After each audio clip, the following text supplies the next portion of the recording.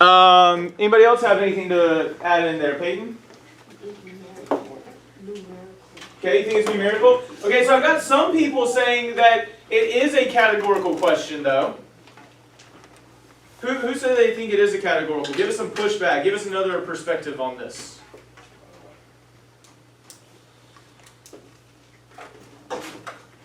Not sure? What's that headphone in your ear? Oh. Okay, so let me ask you all this. Talk within your small groups for a second.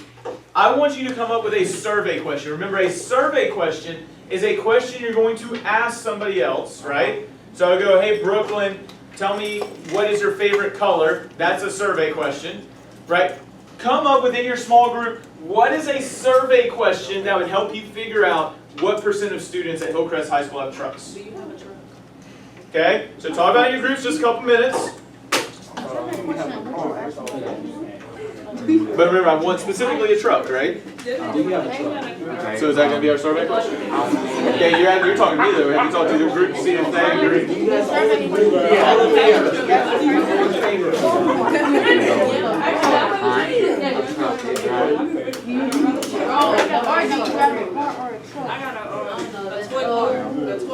Thank you.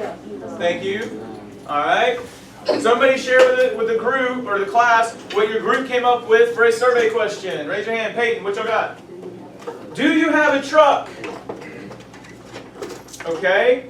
So, Peyton, I do not have a truck. I have an SUV. But I want you to think about that question. Do you have a truck? Is that categorical or is that numerical? Categorical. Wait, so if I directly ask you, hey, do you have a truck, that's categorical? No. Oh, no. No, it ain't numerical. It's not. I mean, am I getting a numerical response? No. No? Right? If I say, hey, Jaden, do you have a truck, what's your response? So, no, you do not have a truck. That's a what? Category, right? Hey, so what kind of question is this? What % of Hillcrest High School students have a truck? You just said, if I ask you, do you have a truck, that's going to be what? Categorical, right? So what kind of question is this? Categorical. I need y'all to listen. I need you to share your ideas because Peyton's now saying that's what I said. But listen, we were thinking numerical because of what detail in that question? What %, right? It doesn't matter whether you have categorical data or you have numerical data, you're always going to get some kind of number, right? Because when I go around, let's say that I just look at blue versus red, right? That's very clearly categorical, correct? All right, raise your hand if your favorite color is blue. Or raise your hand if you prefer blue over red. Blue over red. 1, 2, 3, 4, 5, 6, 7, 8. Raise your hand if you prefer red over blue. So I got 1, 2, 3, 4, 5, 6, 7, 8, 9, 10, 11, 12, 13, 14. I want you to think about this right here and right now. Do I have numbers? But notice those are frequencies, right? Just because there's a number involved doesn't mean it's numerical. Can I figure out what percentage of students preferred blue? Yes. But the data itself was categorical. Remember, the question is, what kind of data am I getting? What kind of response am I getting? Do you own a truck or not? That's categorical. So this data, or this question, would have had categorical data.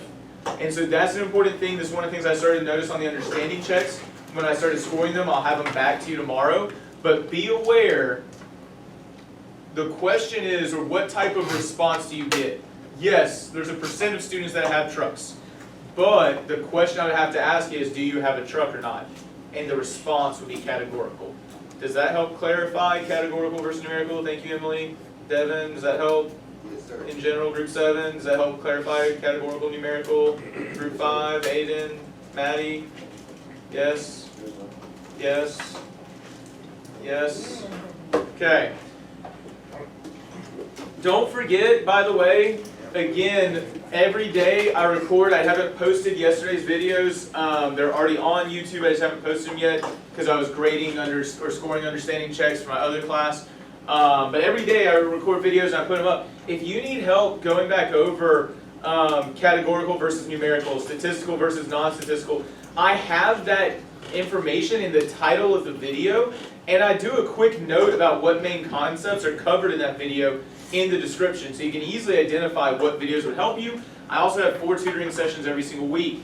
I want you all to be successful, which helps Thomas when we stop, trying to look at the glare in the calculator to see how our teeth are looking, but we focus on the math that we're trying to learn. I appreciate you. Thanks, sir. All right. So here's where we are. So I do want to remind you, all right, so we're looking back at data analysis. I forgot to update and get rid of the understanding check. I'm going to give you, well, technically I was trying to get the understanding check back today. That didn't happen. I will have your understanding checks back to you tomorrow so we can discuss. But I do want you to remember, what is the most important part of the understanding check? What am I expecting you to do for every answer that you have? Explain. Justify, explain your answers, right? Please hear me very clearly on this. One of the students in my third block was pushing back on it very heavily. He was like, Mr. Kinney, why are you going to make me justify? If I get the question right, that should be enough.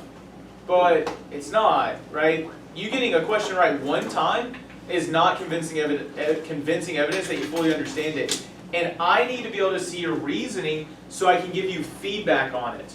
So I can tell you what I am seeing and how to improve. Because it doesn't matter what you make on your understanding check grade. Because if you do better or do better on what? Test. Remember, I'm going to replace your understanding check grade.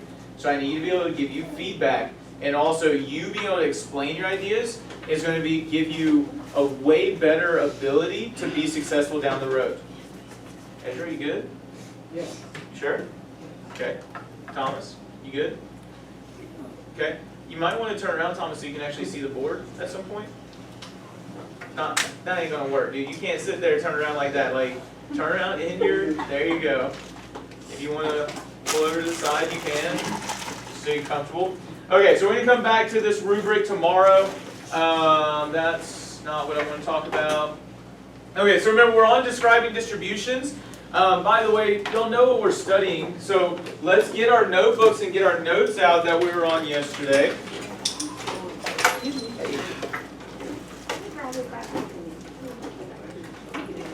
He still can't find you.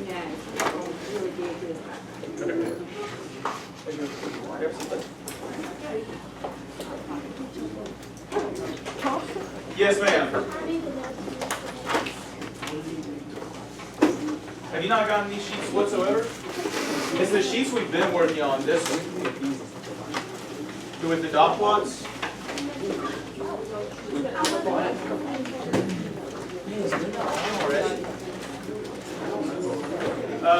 Let me print an extra. No, wait. Here you go. I knew I had an extra copy. There you go. Okay. So, don't forget, we're still continuing.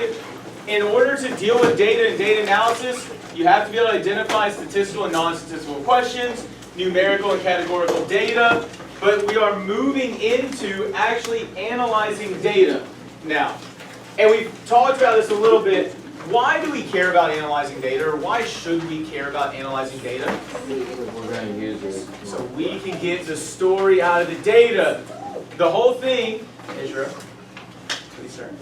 The whole thing is that there's a story to be found here.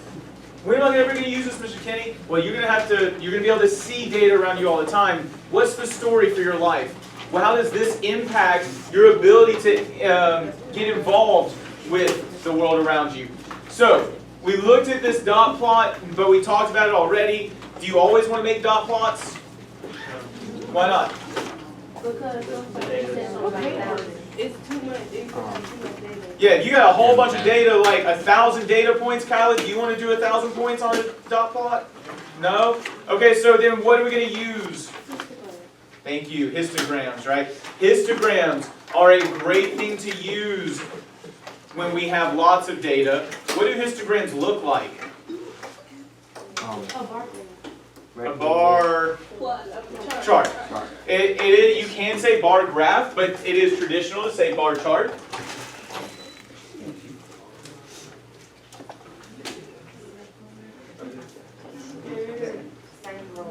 Yeah. Okay, so bar charts are what we're looking at, and so we talked about that. And that's what a bar chart looks like. What is always going on the y-axis for a bar chart? The frequency. Now I want to point this out because this is something some of us missed on the understanding check yesterday. What do I have here on the x-axis? Okay, so I have the numbers, right, for the scale of the axis, but don't I also have a label for what this data means? Quick show of hands, how many of us put a label on our axis yesterday on the understanding check when we did our dot plot? Thank you. So not many of us, right? It's something we got to train ourselves to do. Okay, we got to make sure that you are labeling your axes. You can go look one more place. Okay. Thank you. Yes, ma'am. All right.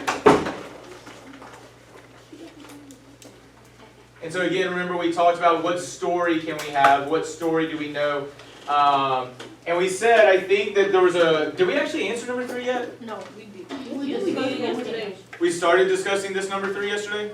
What did we say about it then? Where do we end on the story that we saw here? The middle of 10, 15. We were doing a meeting. So we're talking about the median is probably somewhere between what? 10 and 15, right there in the middle, okay? So the median separating the bottom half from the top half. What other story were we able to find? Is that where we ended? Because I do remember that detail now. Okay. Does anyone have any other stories that we're able to tell? Because there are plenty of them. Any other stories? Nathan?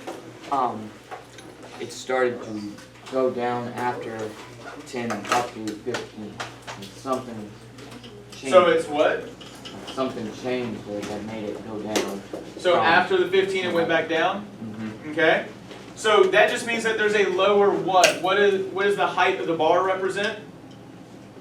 The frequency, right? The concentration of lead in the water actually still increased. It just was happening less regularly. There's a lower frequency, okay? So there's that. So what conclusions can you draw? Yeah, we have those things. What else? Was there anything else that we recognized? So, nothing? Okay, so median between 10 and 15 parts per billion. I will point this out. I'm going to draw a quick little smooth curve over this. Watch this curve. Does anybody see anything in the shape of this curve? Looks like a roller coaster, sure. Think about maybe a term you might use in geometry or you might talk about in art. It looks roughly the same on either side. Oh, does that graph look roughly symmetrical? Is that part of the story of this data? Yes. So, yeah. So distribution, that's what this is called, that distribution graph, but the distribution of lead concentrations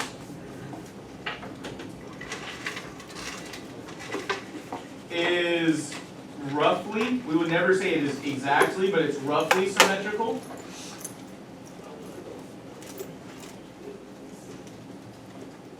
Right?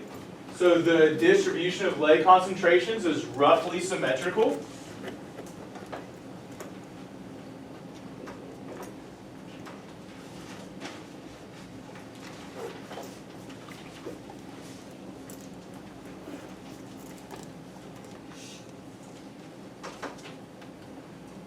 Does anybody know what the range of this data might be? Do you know what we mean by range? Never looked at it in previous classes? So the range is simply the difference between the largest value and the smallest value.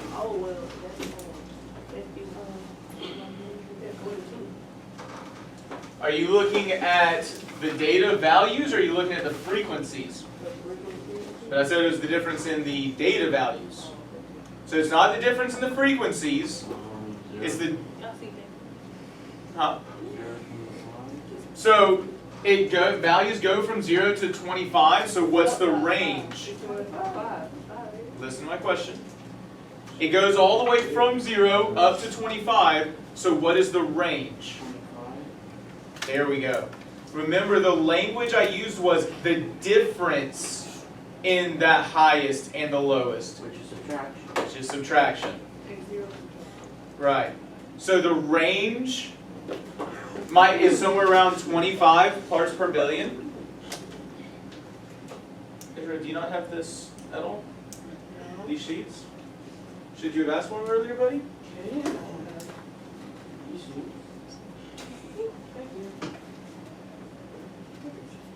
So range in lead concentrations is about 25.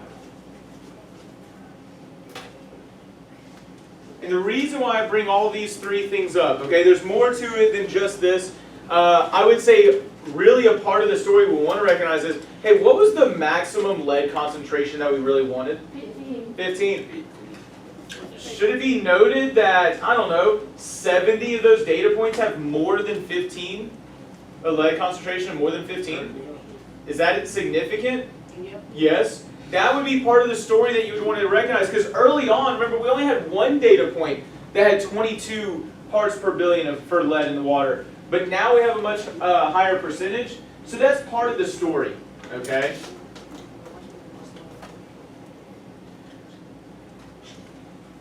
And so you would want to include that, but what I'm trying to teach you right now is how to analyze data. Yes, Maddie? What is running to me? It's, so range, the way we calculate it, is the max minus the min. Right? It's the difference of the highest value and the lowest value. Does that make sense? Well, at least there's one thing I understand going on. Hey Joey, your negativity is making it harder for you to learn stuff. There's a reason why I ask y'all to come in and have the mindset of, I am capable. Stop having such a negative mindset. You talk about a lot of things in class that I know you understand well, and then you get all up inside your head, and you make it harder for you to remember.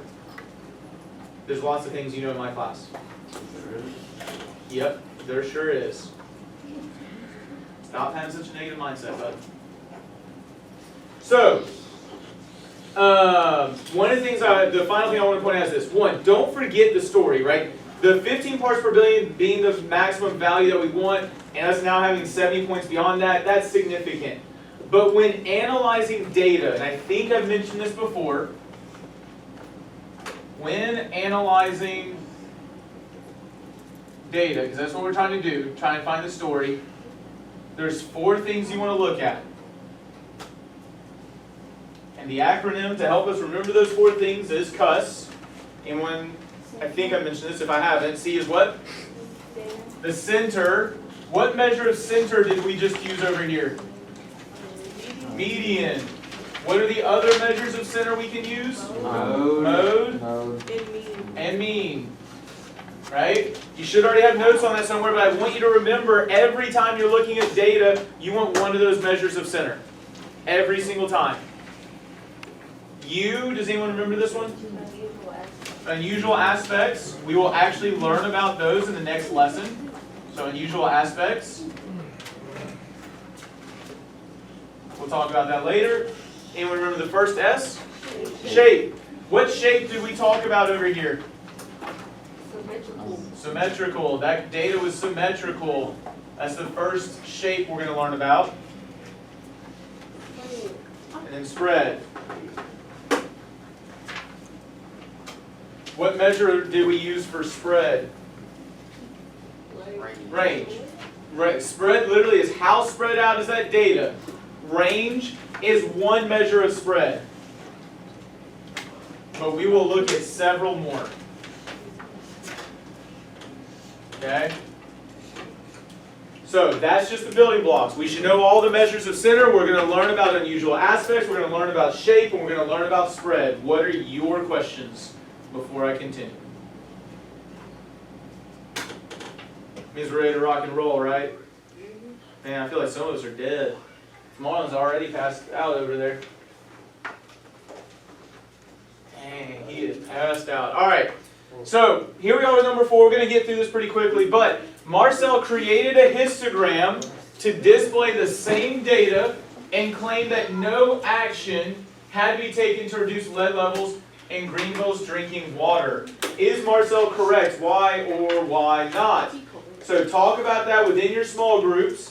All right, try to figure out, and so I will point out, this right here, this is the same as this histogram, but what's the one difference? He only has 3 bars. Why? His. He went by 10. Does anyone remember what the width of the bar is called? It's on this page somewhere. The width of, is the what?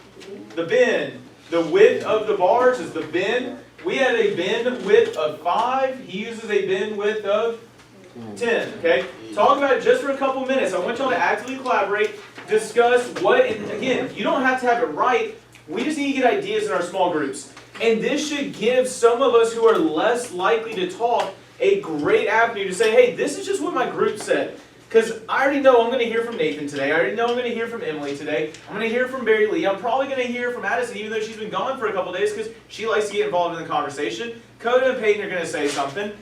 Lillian usually says something at some point. But I need other people getting involved. And I definitely will hear Joey as well. But I need the rest of us. That's not even half of the class. I get involved. Have conversations within your group. And then share the ideas that your group comes up with. I need to hear your voice. So, they created a histogram. Marcel claims that we do not need to do anything to reduce lead levels.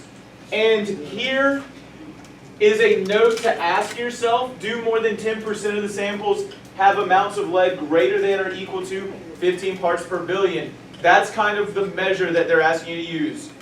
What are your questions about what you're doing in your small groups? All right, let's get to talking. We should have an answer in a couple of minutes. So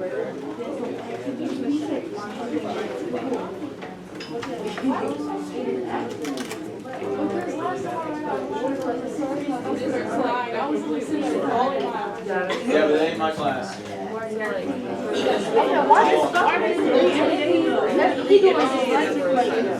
no, it's just. Say again. No, I'm not sure. It says to explain the things. You think it's how much? Yeah. 20 or so? 25? Because there's Talk not about your group, see if they agree. Can they make a decision? Ethan, what did That might have been. All this stuff. How about you get out your But I'm sheets just like they have out? What if you put Hey, it hey, Jaden, don't do anything on the calculator. Get out the sheets so we're supposed to work with. He's using all of this same data. So it's what, 300 or 250? 80. It was 300, there's 250 total data points, right? 80 me. But then it went into a big pie. But Nathan, what is the question here? Do they need to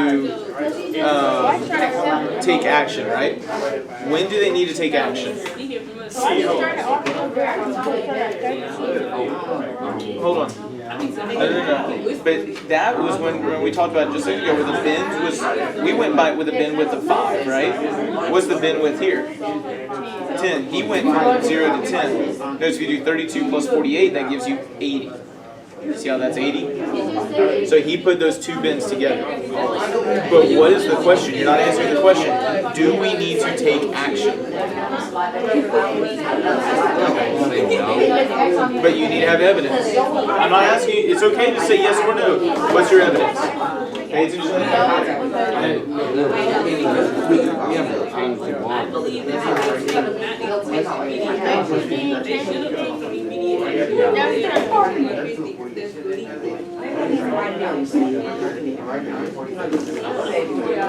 When they should have. Maybe. They don't need And they do reduce More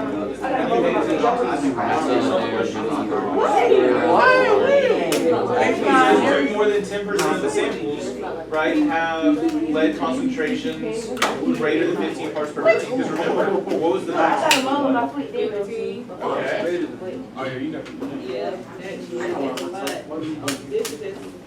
But that's less than 15. What's more than 15?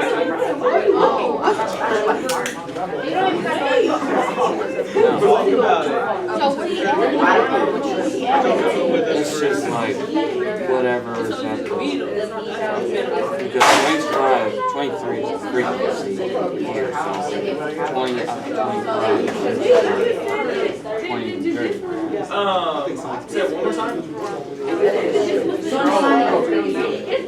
Okay, so let me ask you a question. If the median is 15, what percent of your data is above? If the median is 15, right? Okay. There's a lot above that 15, right? If you have a lot of data points that are above the maximum for a healthy, you need to take care of that.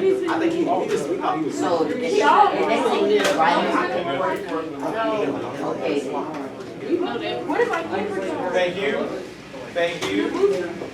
Thank you.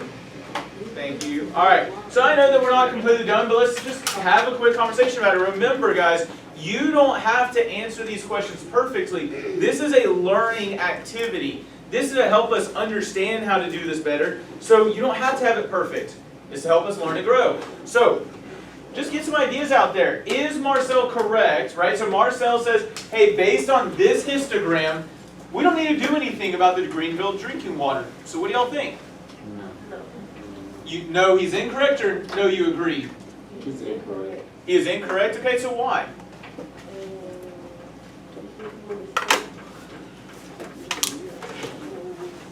I just need somebody. Don't be scared. Talk up. This is, hey guys, I need y'all to pause and remember. This is what your group came up with. This is not all on you. What is your group's idea? Just share out your ideas.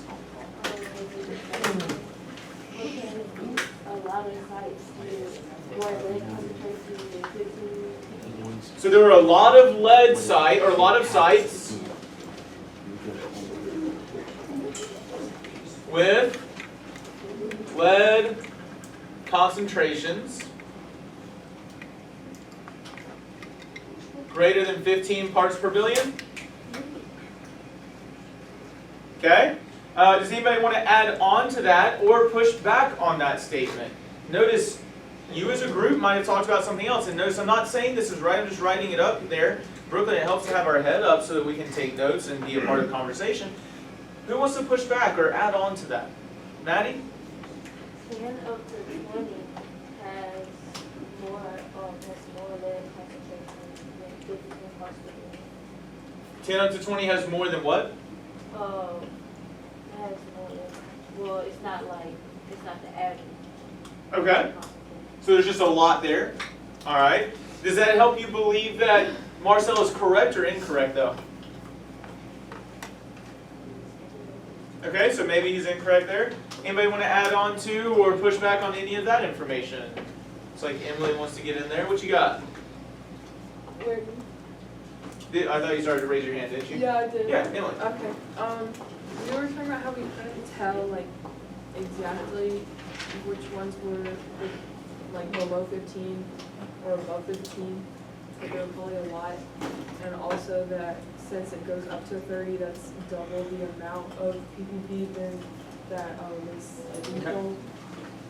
I want to talk about one of the things that Emily said though really closely, and I want you to pay attention to this. What was the maximum lead concentration that we want?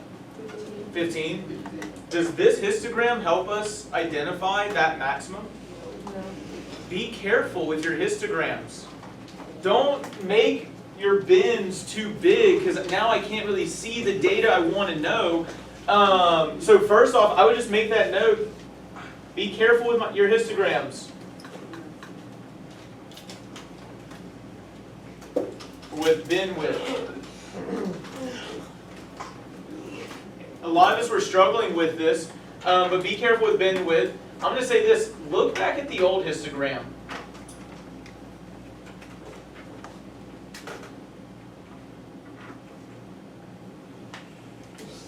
Okay, let's look back at this. All right, look back at this old histogram. Where's that 15 here? The 15 is what we're looking at, right? See it right here? How many data values are greater than that 15? A lot. Not just a lot. Remember, you have a table with it too. 47 plus 23 is 70. Yep. How many total samples were there? I got 100 just right here.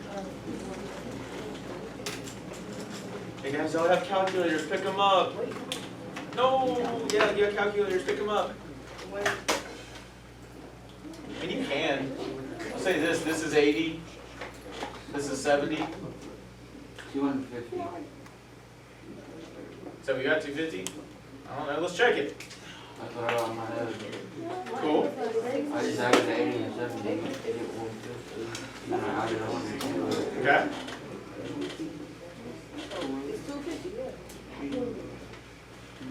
I'm just waiting for someone to get it on the calculator. Ezra, are you paying attention to learn? Okay, so 250. I'm waiting on Lillian to confirm. Got 250, right? 250. Thank you, Devin. For those of y'all picking up this calculator. So I gotta ask, one, do we need to be careful about the bin width? 100%, right? Two, notice this note over here. It says, do more than 10% of the samples have amounts of lead greater than or equal to 15 parts per billion. How would I figure out the percentage for 70 out of 250? Not, I'm just looking for a percentage. Does anyone know how to get a percentage? You are going to divide. The number by 100. Not by 100. It's a part to whole ratio, and then you multiply it by 100. So take your 70, divide it by 250. That's going to give you what's known as a relative frequency, and you just multiply it by 100. Maybe 28%, somewhere in there. What'd you get? 0.8. Check it, pick up those calculators, get used to using the calculators. 70 divided by 250 times 100.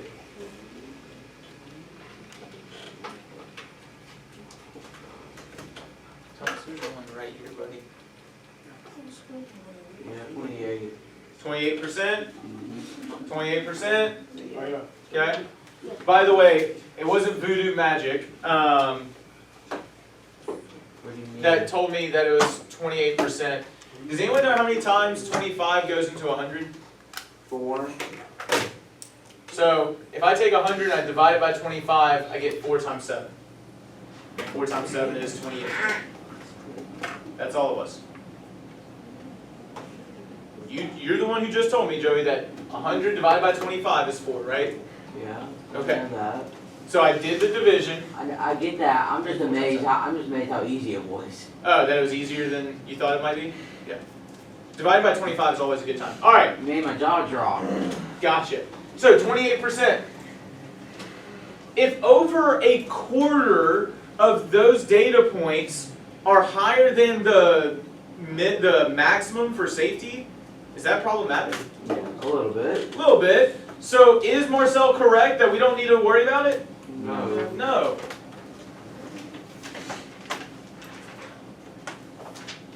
%, of data is greater than 15 parts per billion. I really should say 28% of the concentrations.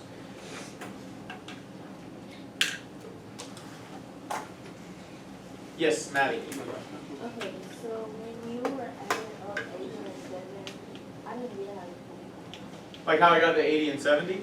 Well, not like how you got it, but it's like you had 115. So, like how I got, are you asking how I got this 80 here? No, it's like, okay, so you did something to 47, 23, 32, 28, but you didn't do anything to it. Well, 47 plus 23 is 70. I know that, but like you ain't do anything to 100. Right, because 100 is 100. That's easy. So 80 plus 100 plus 70. So whatever like it is. So, okay, this is kind of what I did. If you understand that you're adding these numbers together here, I recognized that these go together well and that these go together well. So I got 80 plus, I didn't do anything with that 100 plus 70, then I was able to add them all So easily together. whatever. Sorry, I can't hear you. So whatever's in the middle, you don't really have to do anything. Well, it's not just that it was in the middle. What's an easy number to add together with? 100. 100.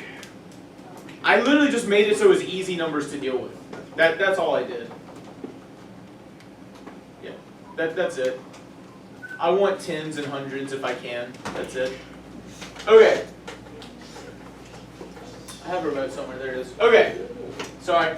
One of the things I do want you to notice out of this is, even though this is numerical data, can percents be helpful?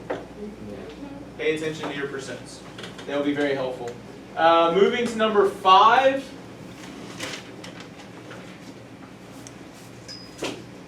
Oh yeah, we already answered this. Do they need to take action? Yeah. Yes. So 28% of samples add lead concentrations greater than 15 parts per million.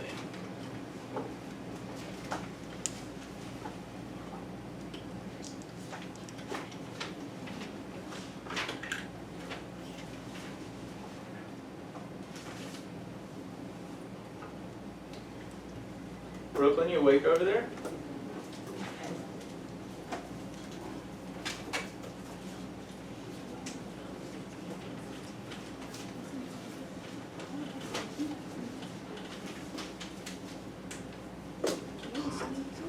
What are you trying to get your cast off? Oh yeah, I can be able to sit in desk again. All right, so let me ask you all. Was the histogram a good representation of those 250 data points? Yeah. Why? Made it easier.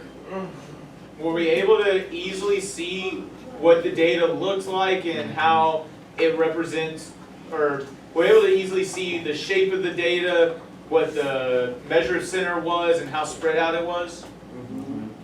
And like, you're like, no, not really. Let me ask you this. Look in here, could you easily see in this one the symmetry there? Yes. Not here. Yes.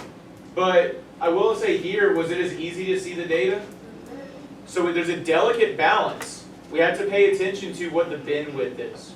Yes, but the bin width matters.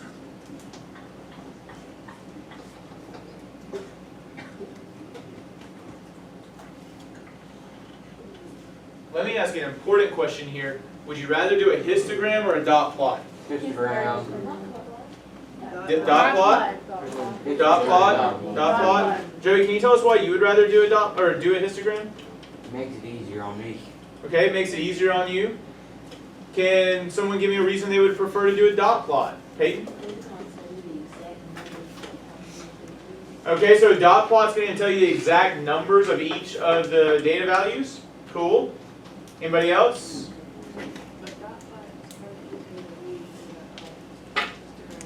Okay. Let me ask you this. How many dots were you going to have to make for this data? 250. 250? You still want to make a dot plot? Well, not for that, In but some it just depends. situations.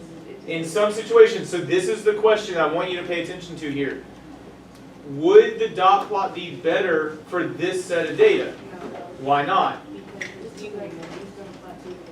There's too many data points, right?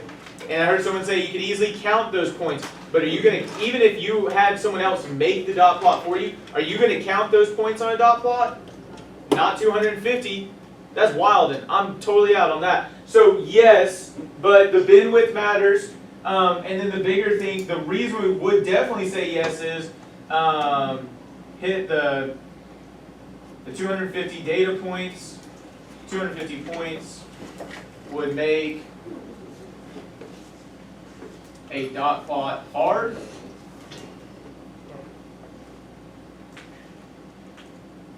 To make, but the histogram was easy.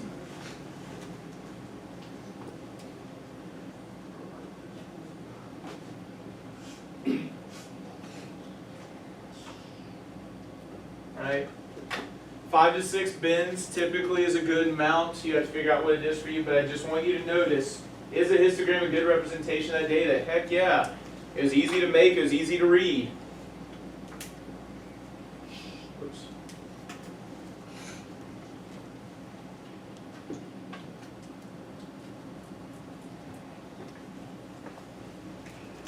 You got it down, kid? You get it? You sure?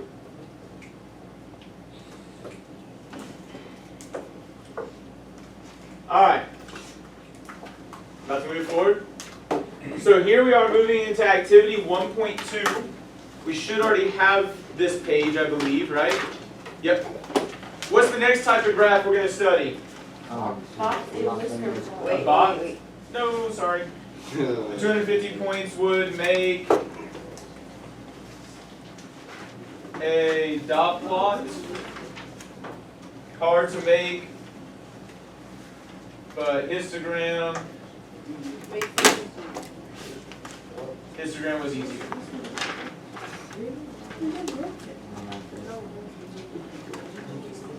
All right. Okay, so quick show of hands. I don't think we have, but quick show of hands. Has anyone talked about or seen a box and whisker plot before? Maybe. Bailey's gotten to it before. Devin, you have seen it before? Okay. All right. So we have a handful of us who have. Most of us have not. So most of us are in the same boat. Can I erase this now? Yes. Yes. Ethan, you get on it? I don't know. I don't know what you just said. Almost. Almost. Okay. I'm gonna erase this over here while he finishes it up. So, when it comes to a box and whisker plot, I need you to hear me very clearly on this. There are 5 things that you have to have for a box and whisker plot. And it's called a 5-number summary. Yes, sir. Thank you, sir. All right. I want you to look at the words example. It's already there. Anybody know what the first number you're going to need for a box and whisker plot is? 1. Not always 1, not always 0. 5. Look at the example here. What's the first number you need? The lowest one? 0. Nope. 1. Guys, I need to pause for a second. Do you see a single number on this number line? No. So what is the lowest number there? It's not an actual number, but it's representative of the data set. Yeah, what's that least value called? Minimum. Minimum. What's the first number you need in the 5-number summary? You need a minimum. What's the next number? Median. Nope. Oh, Q1. Q1. Then the median. Then Q3. That's your 5-number summary.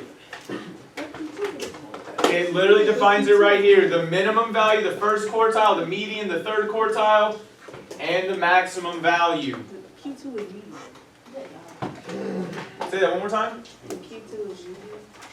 Have you heard that somewhere before? Or is that just your guess? That's just your guess? So we'll talk about that, okay? I was very curious to see if you all had actually talked about that before. But anybody have a question about minimum or maximum? Are we pretty good on that?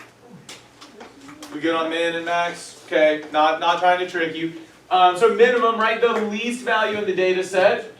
The maximum, the greatest value in the data set. So the median, we've actually already talked about this before. The way they define median right there is what? Middle. The middle. But we also talked about it. It separates what percent on the bottom and what percent on the top? 50%, right? The median separates bottom 50% from top 50%. I'd probably write that down. The more times you write that, the better you'll remember it. Median separates bottom 50% from top 50%. Remember, that's the middle.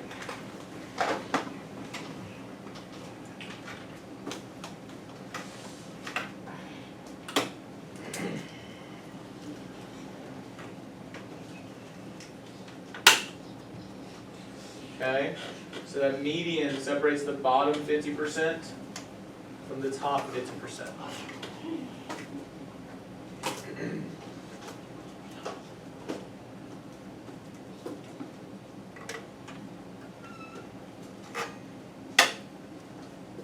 So if here's my median, what percent of data is below that median?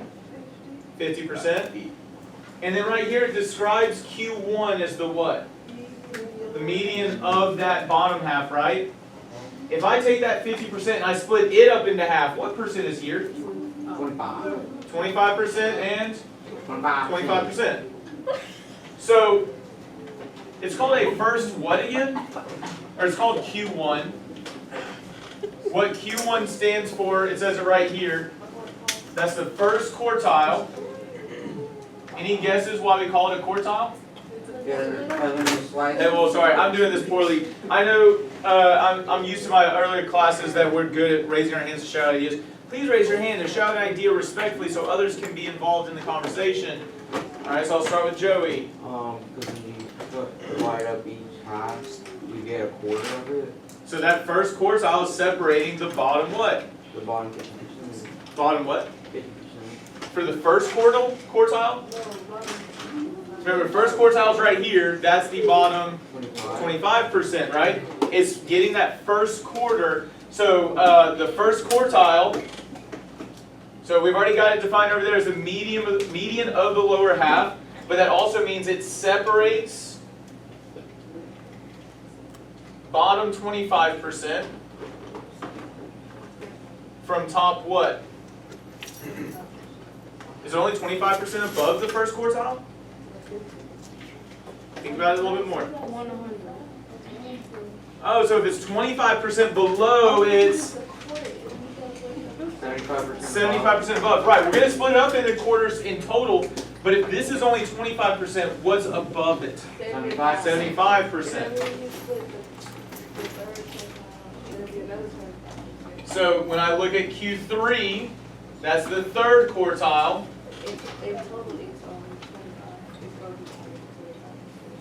Okay, so notice here's my third quartile.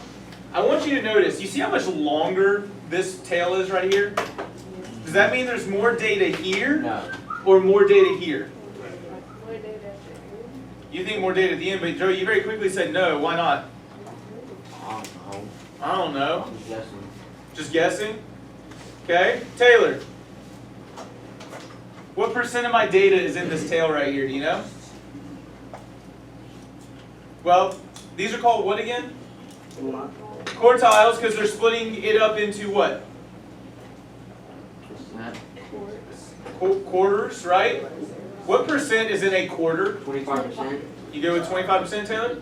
So Taylor, tell me, what percent is in this tail right here? 25%, right? Peyton, how much is in this tail? Not in tail, but just this little section? Wait, so there's 25% in this big tail and 25% just here? 15. No. No. Listen to the question again. Y'all stop and listen. I asked, I'm looking at this tail versus just this section. Not everything below it, just this section. What percent is in this tail? 25%. What percent is in this section? 25%. Remember, okay, hold on. Here's my median, right? Coda, you go with this one being my median? So what's bigger than the median? 50%, right? Q3 splits that 50% up into 25 and 25. right? Yes, there are 75% total below it, but my point is, this has 25% of my data, and this has 25% of my data. So which one has more data? They have the same amount. This is a small detail that trips up a lot of students, but I need you to hear me clearly on this. Just because this is longer does not mean it has more data. This has the same exact amount as this little bit does. This just has greater spread. It has the same amount of data, it's just more spread out. Yes, right? Sorry. I'm being distracted right now, I need you to focus. So, the third quartile, what Coda was originally trapped into thinking is true. It separates, what's everything below the third quartile?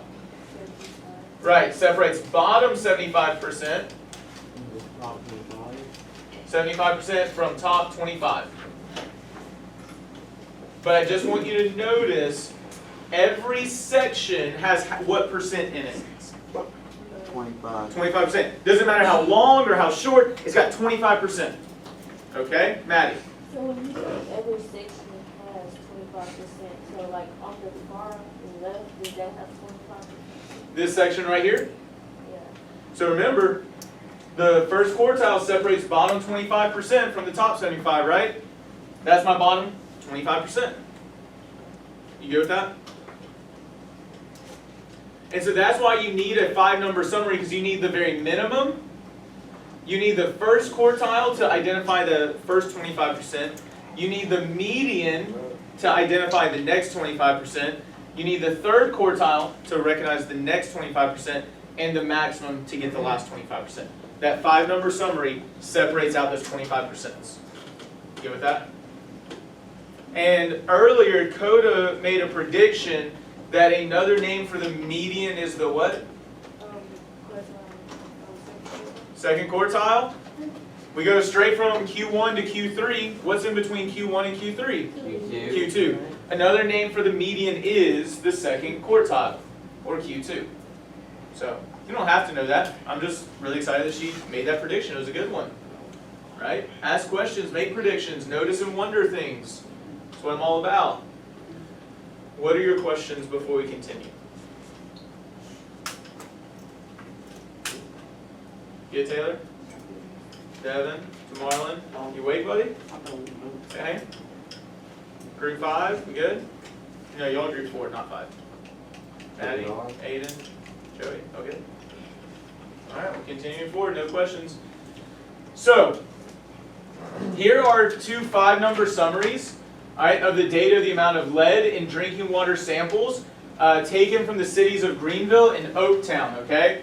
So, it's asking us to construct a box and whisker plot here of the data for each city on the same number line, okay? So here's my number line. What do you think I'm going to have to do first before I actually graph any box and whisker plots? Well, I've already got it. I've got minimum, the Q1, the Q2, Q3, and max already given to me. Look at this number line. What's this number line missing? Say again? Oh yeah, we kind of need some numbers, right? Okay, what's the absolute lowest number that we have? 1. Okay, so start at 1 and number it all the way up.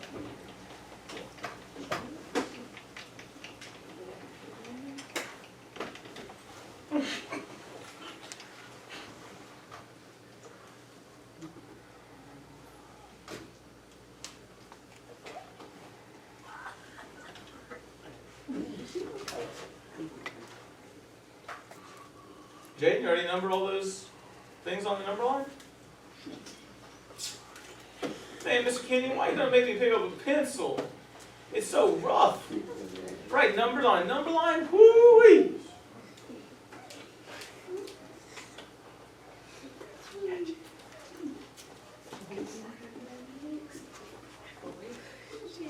Okay? So, please listen. I am going to do the first box and whisker plot with you. I want you to do the second one on your own, though. First thing I will point out is this. you have colored pencils and crayons in the boxes. I might use those to tell the difference between the two graphs, but the minimum for Greenville is what? 15. The minimum for Greenville One. is 1. Go back and look at here. When we have a minimum, what do? We draw a little, just a line, a little short vertical line. Okay, so I have a minimum of 1. And then we draw just a line, a horizontal line, right? Where does that horizontal line stop? In 8. You're 1. Where does this horizontal line stop? At Q1, at quartile 1, right? The first quartile, so where does it stop on this? 8.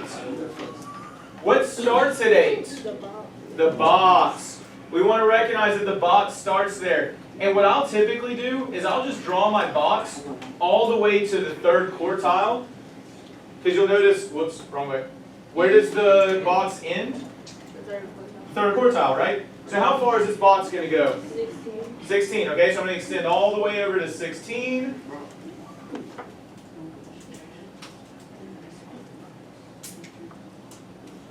Alright, what am I missing in my box though? Median. Right, we need the median, that middle value of the data set. 12. So I go to the box, I do a 12 here. Alright. And then after the third quartile, remember I go back to a horizontal line, where do I stop at? 22, the what?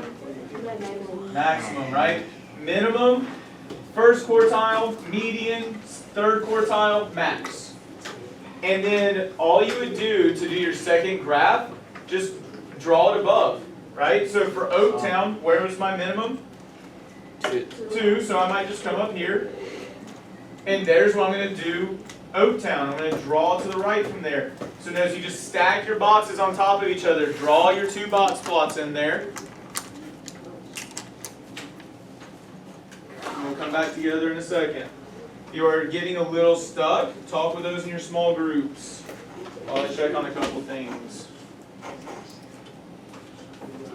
You guys.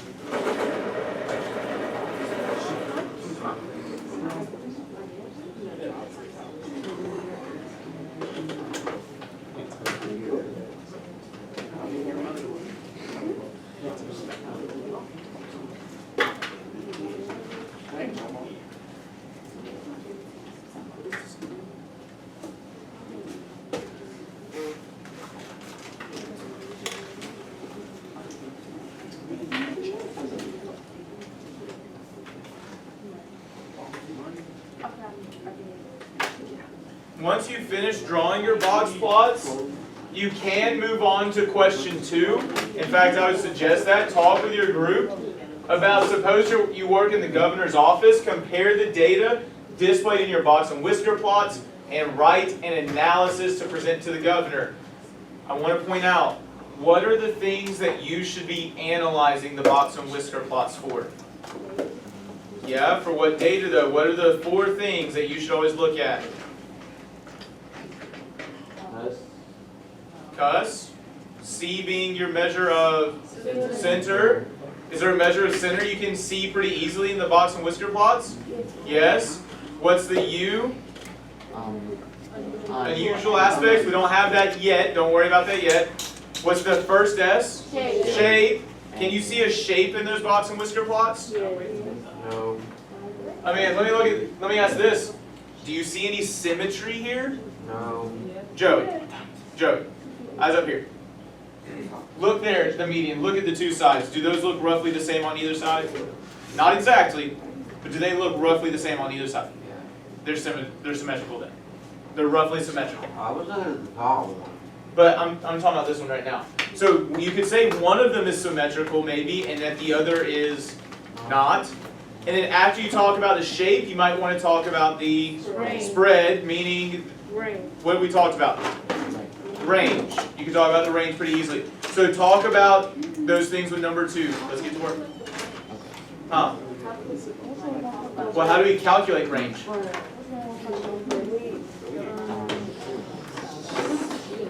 Yeah. It's the max minus the